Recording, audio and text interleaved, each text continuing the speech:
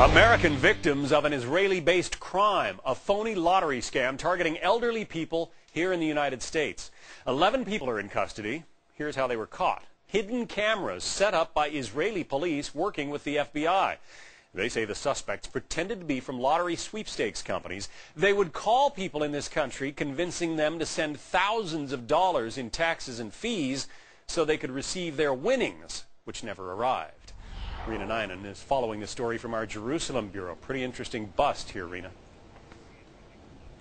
You're absolutely right, John. You don't really think of Israel as a haven for scam artists here who are targeting Americans, but certainly it's turning out to be the case in recent days.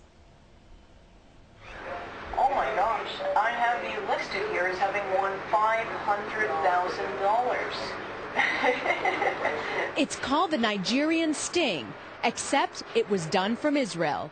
This one, an elaborate lottery scam that swindled $25 million from elderly Americans. The calls were made from an office in Tel Aviv. We've never lied to anyone, taken anything from anyone. The scammers got the phone numbers of the elderly from legitimate lottery slips like these, but those were then resold for marketing purposes to this phony company. They obtained the personal details of 185,000 Americans.